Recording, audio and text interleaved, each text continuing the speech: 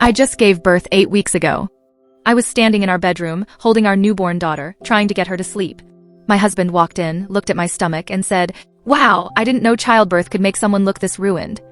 I stood there frozen, feeling like someone had just stabbed me in the chest. This is the man I married. This is the father of my child. And this is what he thought of me after I gave him everything. My name is Olivia Bennett. I'm 29 years old, and I live in a suburb outside of Portland, Oregon. My husband's name is Ethan. We've been married for 4 years. Before I got pregnant, our marriage was actually pretty good. Ethan was attentive, loving, and supportive. He'd bring me flowers for no reason. He'd plan surprise date nights. He'd hold my hand when we walked through the grocery store. I thought I'd married my best friend. But there was always one thing Ethan cared about maybe a little too much. My appearance. Don't get me wrong, I appreciated that he found me attractive. But it wasn't just attraction. It was almost like my looks were a trophy for him. He bragged to his friends about how hot his wife was. At parties, he'd introduce me by saying, "This is Olivia. Isn't she gorgeous?" He'd post pictures of me on social media with captions like, "Luckiest man alive," or "Wife goals." At first, I felt flattered. But over time, I started to notice a pattern. He only complimented me when I looked a certain way. Hair done. Makeup on. Tight dress. When I wore sweatpants and no makeup on a lazy Sunday, he'd say things like, "You're not going out like that, are you?"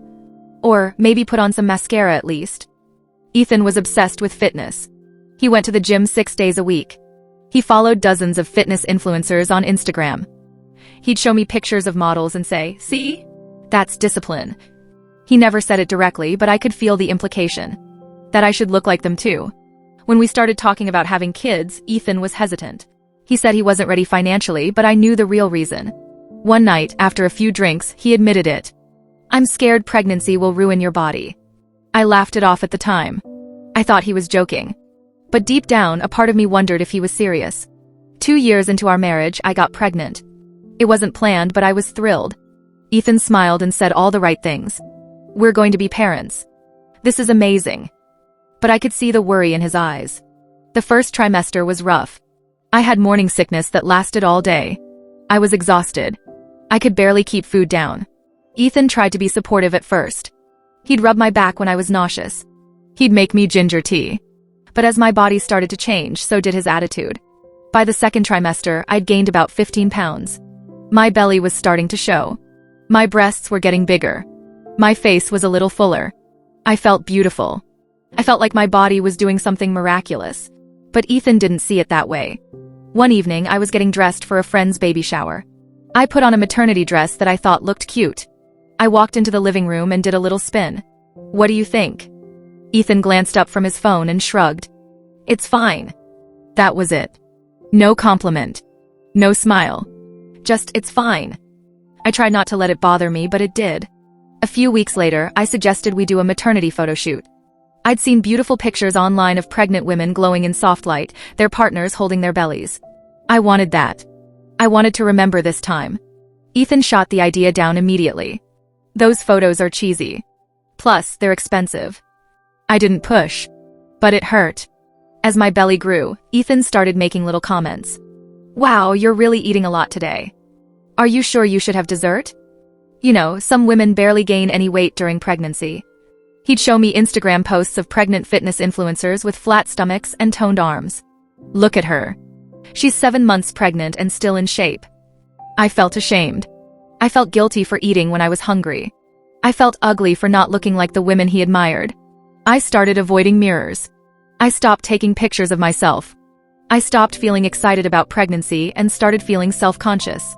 At 39 weeks, I went into labor. It was long and painful. 22 hours of contractions. The baby's heart rate dropped. The doctor said we needed an emergency C-section. I was terrified. Ethan held my hand in the operating room, but he looked more scared than supportive.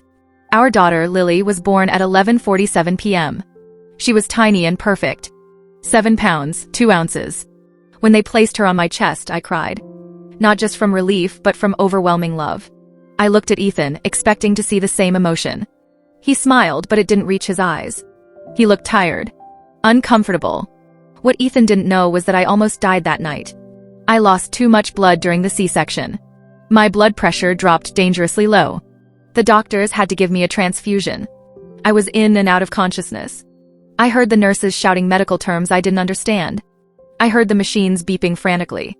At one point, I thought I wasn't going to make it. I thought Lily would grow up without a mother. But I survived. Barely. The doctors told me later that if the surgery had taken any longer, I might not have made it. They said I was lucky. They said my body went through something traumatic. They said I'd need time to heal. Ethan was in the waiting room when all of this happened. The doctors spoke to him briefly, but I don't think he understood the severity. Or maybe he didn't want to. When I woke up in recovery, he was holding Lily. He looked at me and said, "You did it." But he didn't ask if I was okay. He didn't ask what happened. He just handed me the baby and said he needed to go home and get some sleep. The first few weeks after giving birth were the hardest of my life. My C-section incision hurt constantly. I couldn't stand up straight. I couldn't lift anything heavy. I couldn't laugh or cough without wincing. I was bleeding. I was exhausted. I was breastfeeding every 2 hours, which meant I barely slept. Ethan went back to work after 1 week.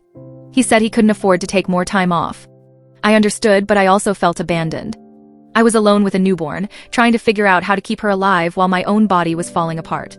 Ethan didn't help much when he was home. He'd hold Lily for a few minutes, then hand her back when she cried. He'd say he didn't know what to do.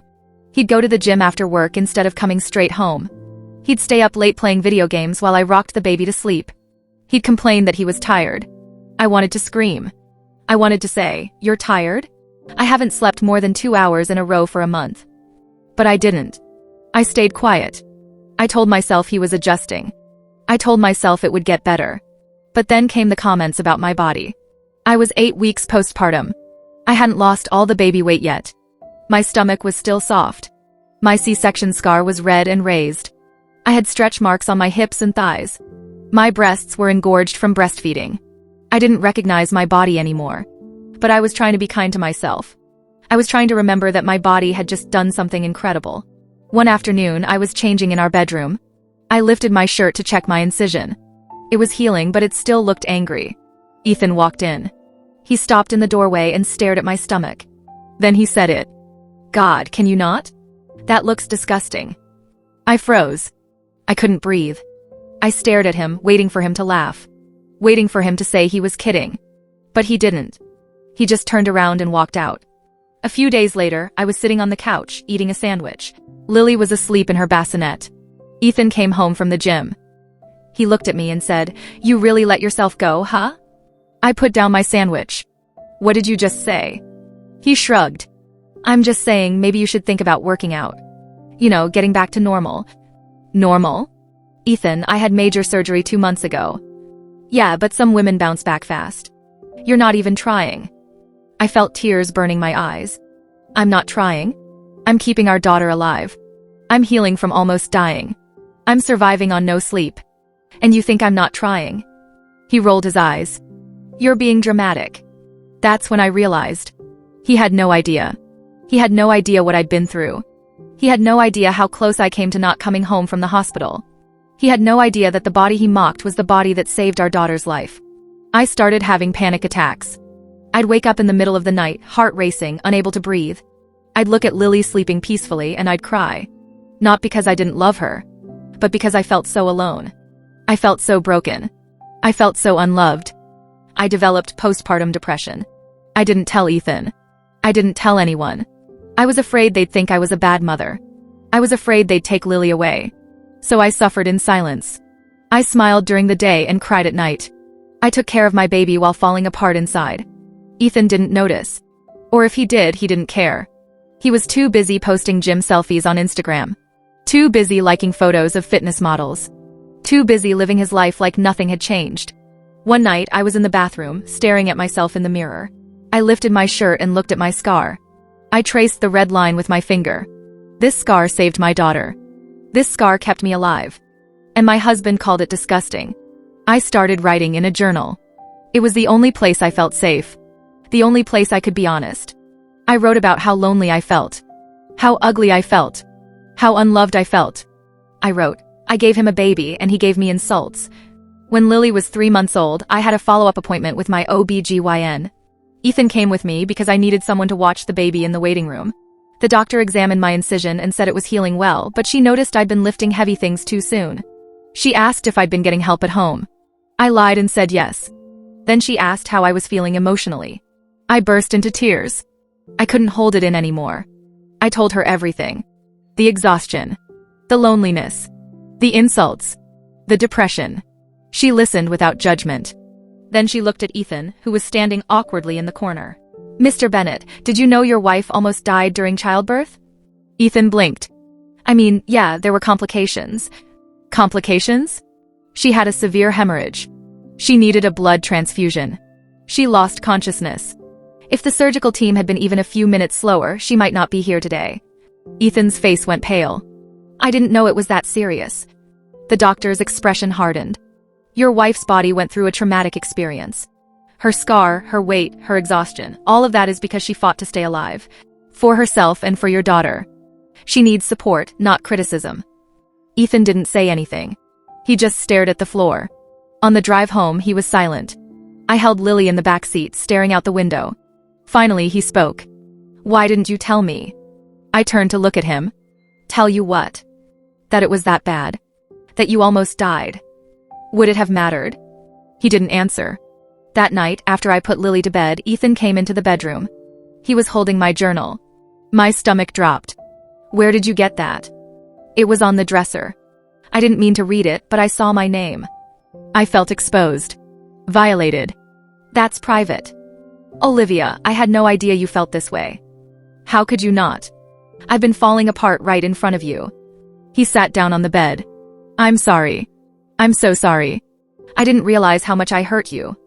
You mocked my body, Ethan. The body that almost died bringing your daughter into this world. You made me feel disgusting." Tears started running down his face. "I was stupid. I was shallow. I was so caught up in my own insecurities that I didn't see what you were going through." "Your insecurities? You're not the one who got cut open.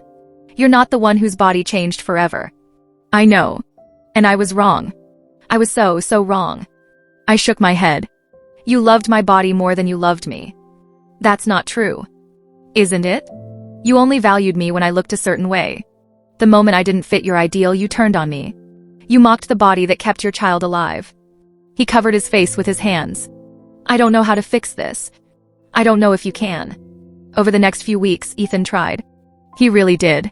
He started waking up with me for night feedings. He'd change diapers without complaining. He'd take over bath time.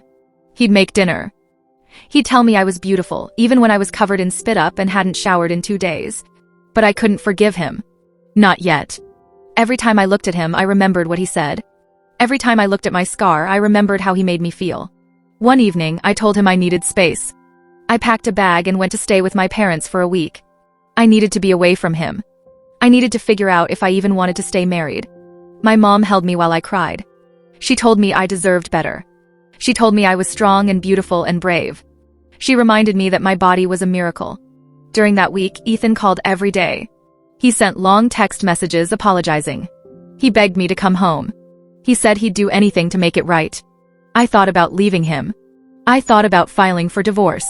But then I thought about Lily. I thought about what kind of life I wanted to give her.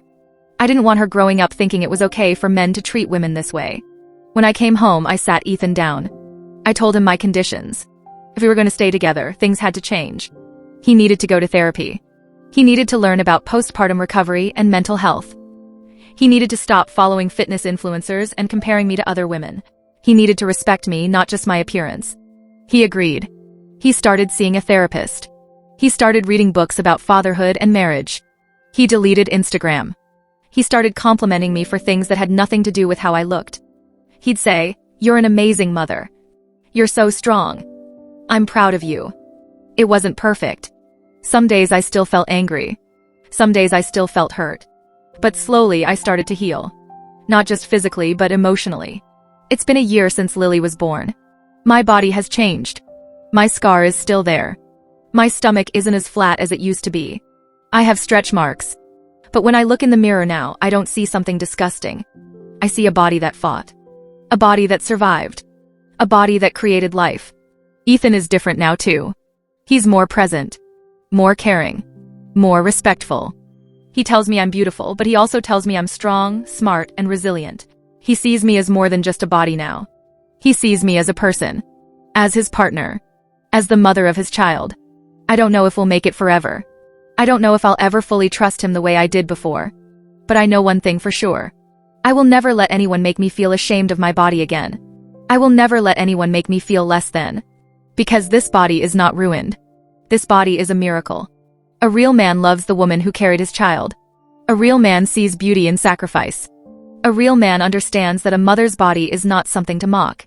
It's something to honor. Postpartum bodies are not ruined. They are proof of miracles. They are proof of strength. They are proof of love. If you've ever been made to feel ashamed of your body after giving birth, I want you to know this.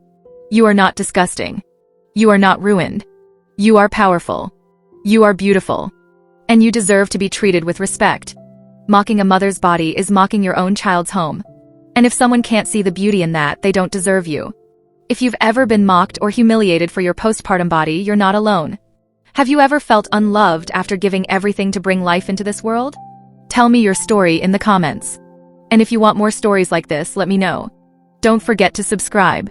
Thank you for listening.